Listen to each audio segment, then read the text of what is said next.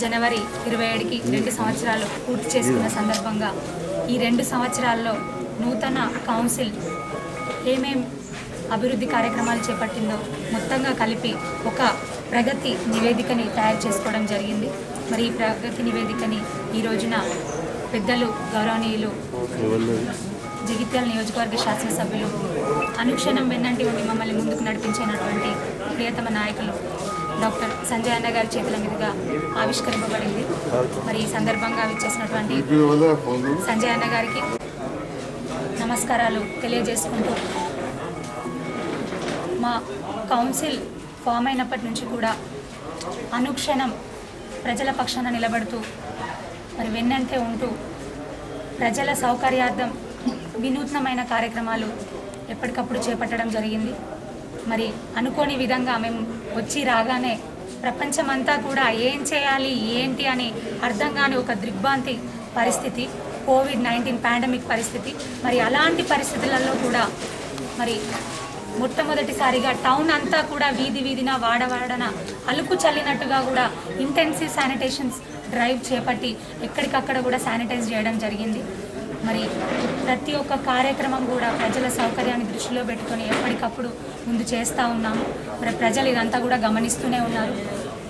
మా గౌరవ శాసనసభ్యులు సంజయ్ అన్న గారు కూడా ప్రతి ఒక్క విషయంలో మా వెన్నంటే ఉండి ముందుకు నడిపిస్తూ ఉన్నారు.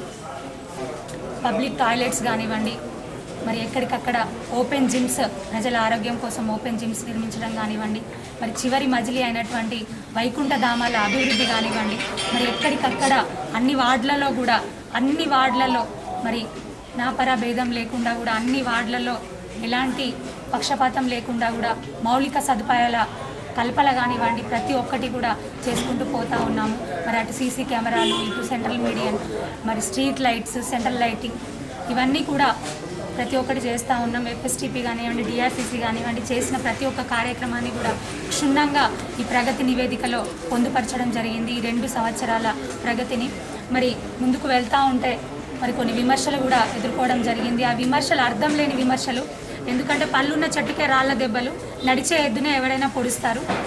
మరి ముందుకు వెళ్తున్నారు, అభివృద్ధి కనిపిస్తుంది, ప్రజలు కూడా వాళ్ళ పక్షాన నిలబడుతున్నారు అని విధంగా మరి కౌన్సిల్ మీద బురద జల్లే విధంగా కూడా చేస్తూ ఉన్నారు.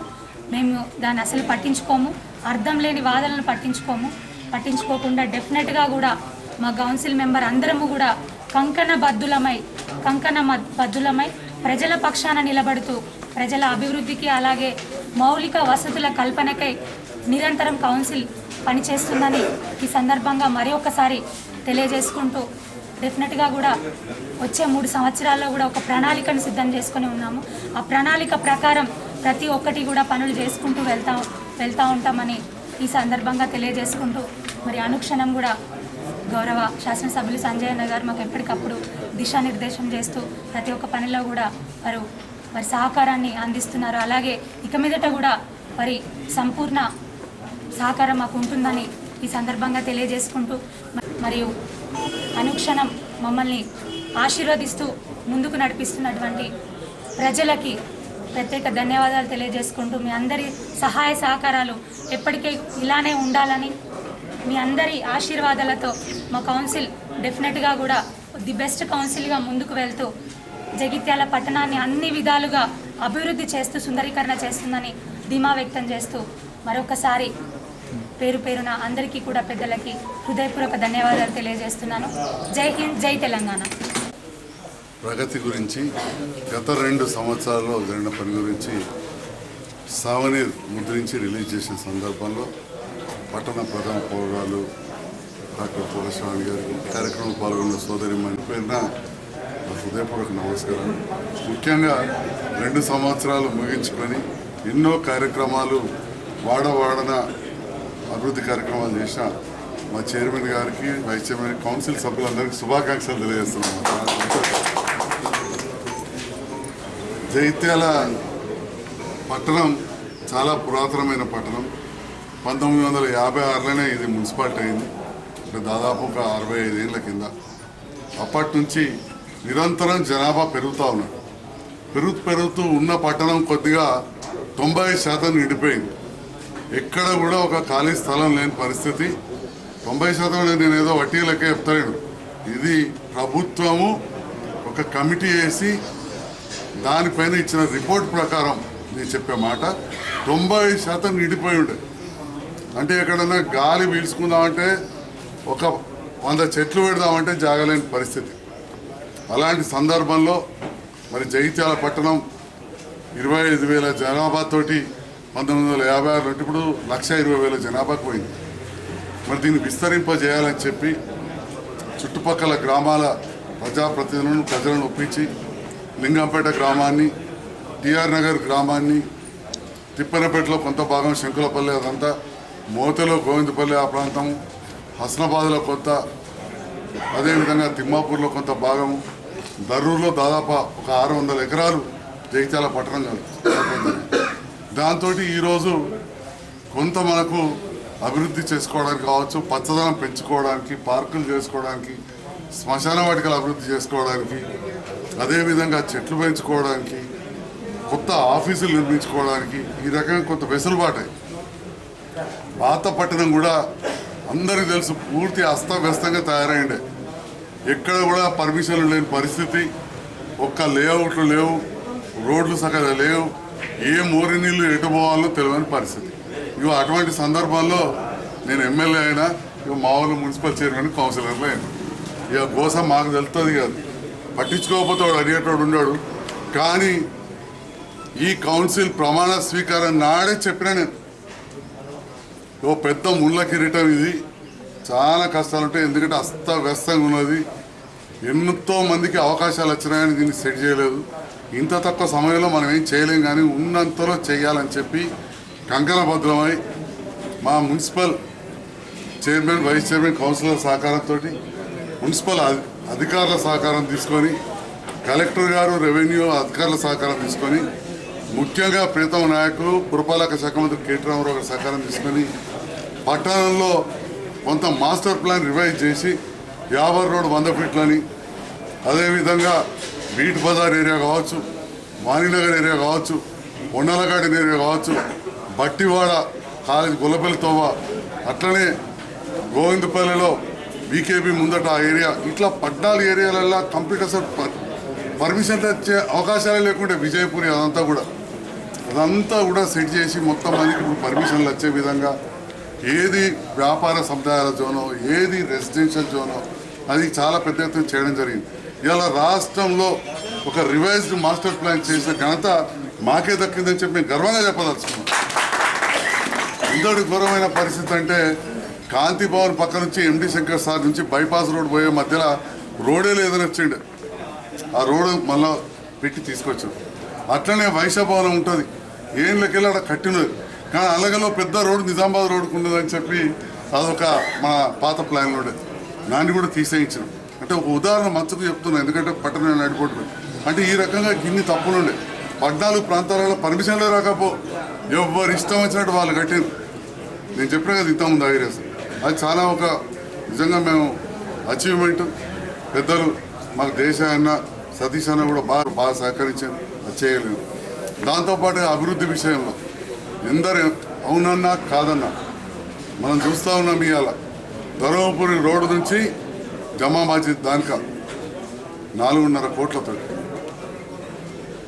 పద్మనాయక దగ్గర నుంచి ధర్మపురి బ్రిడ్జికి వెళ్ళి మంచినీళ్ళ బావి దానికా 3 కిలోమీటర్లు లైన్గా డివైడర్ వేసి అలా మట్టి పోసి చెట్లు పెట్టి సెంట్రల్ లైటింగ్ చేసాం.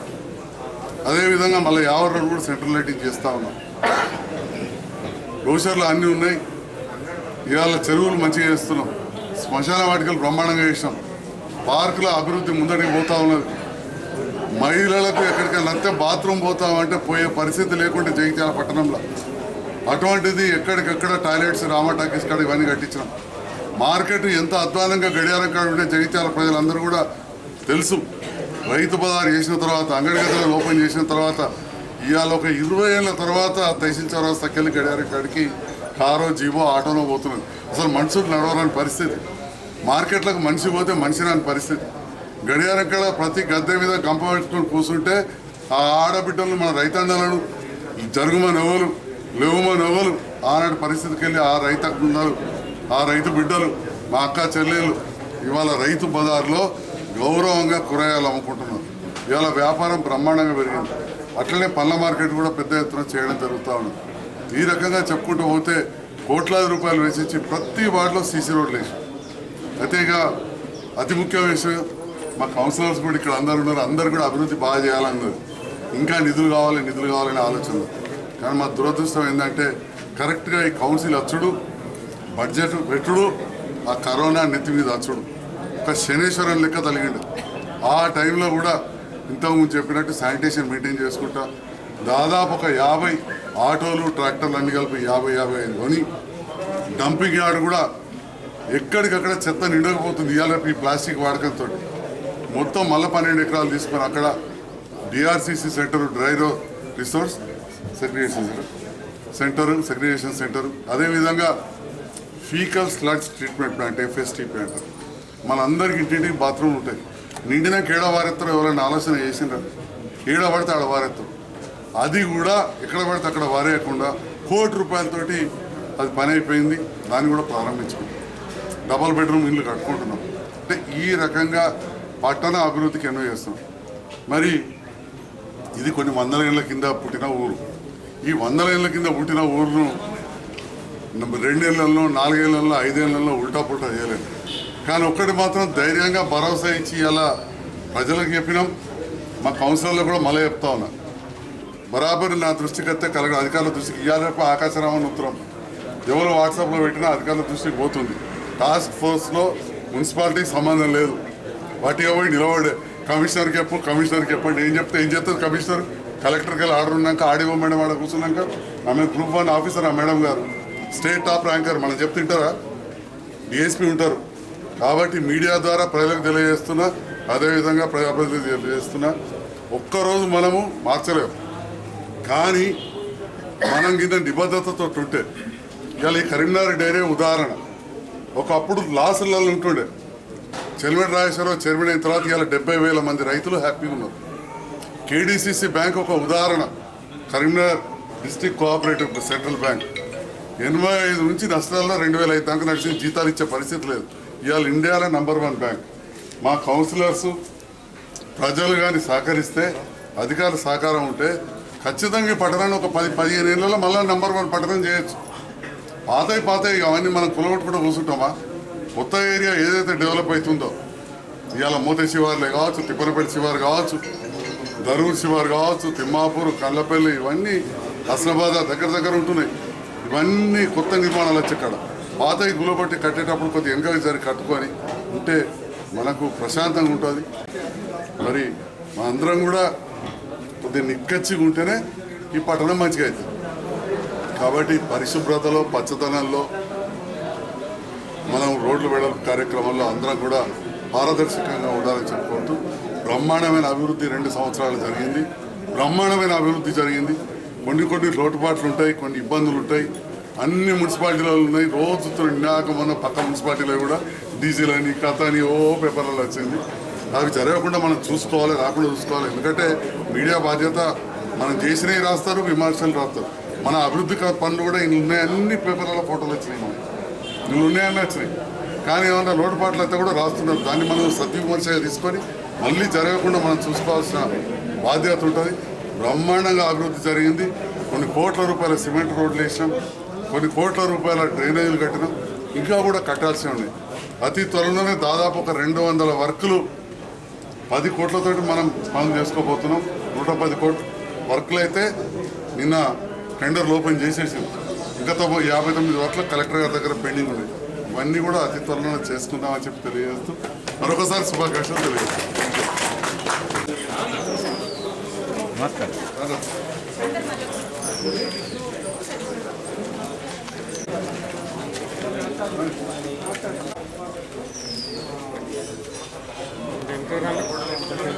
మకాన పెట్టిది లేకపోతే